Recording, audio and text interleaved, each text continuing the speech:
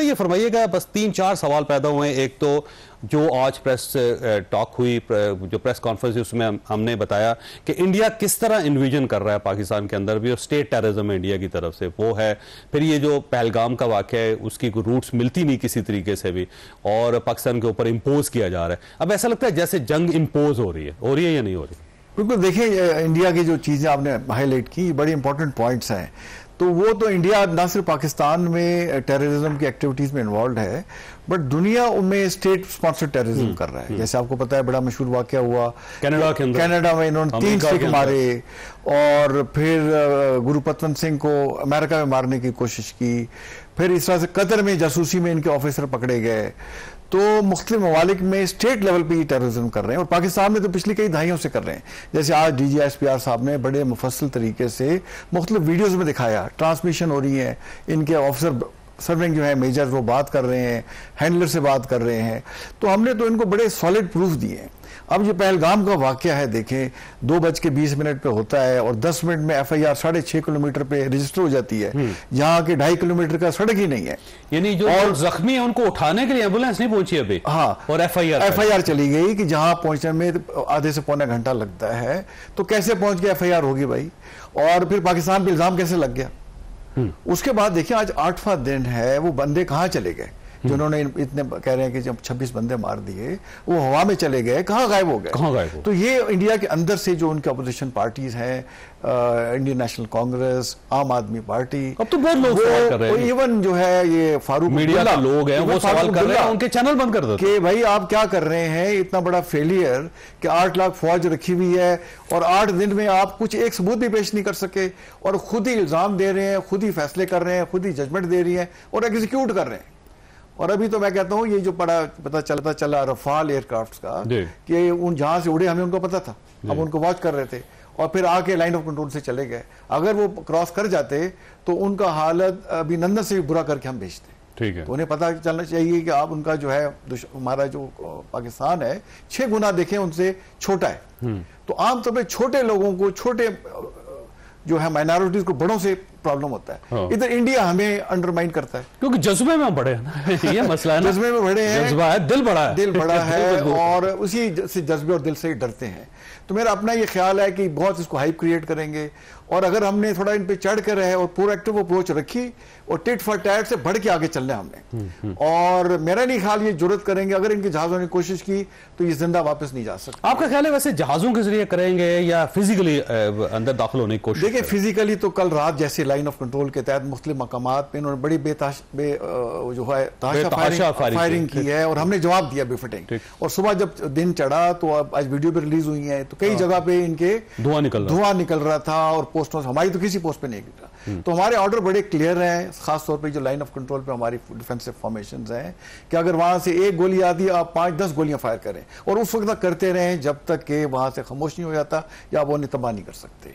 तो हमारी तैयारी पूरी है, चाहे हमारी एयरफोर्स अलर्ट है, हमारी जो आर्मी की है उसकी डिप्लॉयमेंट कंप्लीट है, हमारी नेवी की पूरी तैयारी है। और ये तैयारी देखते हुए वो अपना जो एक इनका पास है एयरक्राफ्ट कैरियर, वो वापस अपने अंदर वापस ले गए, अपने पानियों में ले गए। तो मेरा अपना ये ख्याल है कि अगर उन्हें जरा भी अकल हो तो ये मोदी ये नहीं करेगा, बट मोदी खुद क्योंकि इतना पढ़ा लिखा नहीं है। लेकिन सर ये RSS का इशू है, याद रखिएगा कि जो RSS है ना जनरल साहब, ये 1925 में बनी थी और 27 सितंबर 2025 को इसका 100 साल पूरे हो रहे हैं, और ये 7 साल इन्होंने तकरीबात मनानी है। उससे पहले ये कुछ तमगा चाहते हैं, तो ये उसी की तरह से देखते हैं कि हिंदुइज्म देखे ना, जो हिंदुत्व व्हाट इज दिस, इसका मतलब ये हिंदुइज्म। तो हर एक को हिंदुइज्म के नजर से देखते हैं और ये समझते हैं हिंदुस्तान जो है हिंदुओं के लिए, तो वहां वैसे ही जुल्म ढा रहे हैं। अब देखिए जितने भी लोग हिंदुस्तान में रह रहे हैं इस वक्त, कश्मीर इनसे अलग होना चाहता है, खालिस्तान वाले वैसे ही तैयार हैं, उन्होंने अनाउंस भी कर दिया है। 27 मूवमेंट चल रही है जी इंडिया के अंदर। हाँ, वैसे और 27 तो वैसे है, लेकिन 150 से ज्यादा आजादी के तरीके चल रही हैं। बड़ी तो जैसे आपने कहा इतनी है, बट अदर छोटी बड़ी 150 के करीब इनकी ना आजादी के तरीके लोग इनसे मांग रहे हैं, तो इन्हें होश के नाखून लेने चाहिए। तो अगर इन्होंने जरूरत की तो इन्हें फिर सारी उम्र ये याद रहेगा कि पाकिस्तान से इन्होंने बहुत बड़ी गलती की उन पे। अफरान साहब मसला ये है कि हमारे पास जब सबूत आते हैं तो अच्छा है हम पेश भी कर देते हैं, अपने मीडिया पे भी लेके आते हैं, बात भी करते हैं, जान भी होती है उसके अंदर और तैयारी भी हमारी बहुत अच्छी होती है, लेकिन इंटरनेशनल फोरम पे हम पेश नहीं करते हैं चीज़ों को, यहाँ जहाँ से हम मार खा रहे हैं। तो हमारे पास अगर ये सारे सबूत है तो मेरा ख्याल है हमें UN में लेके जाना चाहिए या फिर आलमी फोरम में किसी जगह पर बताना चाहिए कि ये देखें, ये सूरत हाल है। जी, बिस्मिल्लाह रहमान रहीम। देखें, कल डिप्टी प्राइम मिनिस्टर सागदार साहब ने बड़ी डिटेल में ये बात बताई कि इन्होंने डोसियर बना के ये जो इंडियन सेनेट में बताया, हाँ जी, सेनेट में इंडियन टेररिस्ट एक्टिविटीज़ हैं उनको जो हमारे तमाम दोस्त ममालिक हैं उनको भेजा गया है। उन्हें बताया गया कि कैसे इंडिया जो है वो पाकिस्तान के अंदर टेररिज्म कराता है और क्या उसकी हिस्ट्री रही है। और इसके ये इन्हीं एफर्ट्स की वजह से इंडिया जो चाह रहा था कि वो पूरी वर्ल्ड कम्युनिटी को हमारे ख़िलाफ़ अलाइन कर ले और उसके बाद हमें जो है वो हम पे जंग इम्पोज कर दे, वो सिफारती तौर पे जो कामयाबी चाहते थे वो नहीं हो सकी। ना यूनाइटेड नेशन सिक्योरिटी काउंसिल में अपनी मर्जी कर सके, ना ये बाकी जो बड़े मुल्क हैं उनके साथ कर सके। और इनकी एक अपनी एक डिफेंस एनालिस्ट है, मेरा नाम अभी ज़हन में नहीं आ रहा लेकिन काफ़ी फेमस है, मैं बता देता हूँ आपको। उन्होंने कल एक आर्टिकल लिखा, अगर वो आर्टिकल आप पढ़ें, बड़ा इंटरेस्टिंग आर्टिकल है। तो वो ये कहती हैं कि हिंदुस्तान को अमेरिका ने ये कह दिया कि इस जंग के अंदर अगर आपने ये जंग की तो हम आपको ज़्यादा सपोर्ट नहीं कर सकते, क्योंकि हमारे अपने बहुत सारे मसले फंसे हुए हैं, हम उधर यूक्रेन में फंसे हुए हैं, हम इधर फ़लस्तीन में मसला चल रहा है। रशिया रिमेन न्यूट्रल और दे नो कि अगर जंग हो गई तो चाइना विल सपोर्ट पाकिस्तान। तो वो जो आपका जो रीजन चाइना है, तुर्किया भी करेगा, हमें सपोर्ट करेगा। तो हमें रीजनल जो डायनामिक है वो हमारे हक में है। और एक लॉन्ग वॉर जिसके अंदर एक वो होता है ना जो स्किर्मिशेस होती हैं, उसके अलावा मैं कह रहा हूँ वो उनके मुताबिक वो इंडिया अफोर्ड ही नहीं कर सकता, क्योंकि इकोनॉमिक उसका एक तो हिट बहुत ज़्यादा पड़ेगी, दूसरा ये कि जो ऑब्जेक्टिव्स ये पूरा करना चाह रहे हैं वो ये पूरे भी नहीं कर पाएंगे। तो ये इनकी अपनी असेसमेंट है और मोर और लेस ये करेक्ट भी है, क्योंकि देखें अगर इनका INS विक्रांत जो है वो वापस यूटर्न ना लेता जैसे जनरल साहब कह रहे हैं, तो इसका मतलब ये था कि नेवल साइड के ऊपर कोई ना कोई गैप है जिसको ये एक्सप्लॉइट कर सकते हैं। एयरफोर्स का तो 2019 के बाद से इनको मालूम है कि मामला जो है वो अगर इन्होंने कुछ किया तो बड़ी खौफनाक जवाब आएगा, पहले भी आया और दोबारा भी आ जाएगा। लैंड फोर्सेस के ऊपर इनको कुछ जगहों पे हमारे पे एडवांटेज है, ऐसे आर्मर के ऊपर इनका थोड़ा सा नंबर ऑफ आर्मर टैंक्स जो है वो बहुत ज़्यादा है हमारे से। तो लेकिन टैंक नहीं लड़ते, टैंक चलाने वाले लोग, टैंक चलाने वाले लड़ते हैं और जज्बा लड़ता है। असली बात ये होती है, जज्बा लड़ता है। और देखें ये जो हमने अपना नसर SRBM बनाई थी वो हमने इनकी कोल्ड स्टार्ट डॉक्ट्रिन को काउंटर करने के लिए ही बनाई थी। और उसके मुताबिक अगर हमें कहीं पे ऐसे लगा कि हमें थ्रेट है हमारे सर्वाइवल को, तो we will use nuclear, tactical nuclear weapons and strategic nuclear weapons. और ये बात बड़ी क्लियरली इनको बता दी गई है, इनको भी और बाकियों को भी बता दी गई है। फिर जो है देखें अल्लाह ताला की मेहरबानी से पाकिस्तान ने एक फॉर्मिडेबल जो है वो ड्रोन की कैपेबिलिटी डेवलप कर ली है।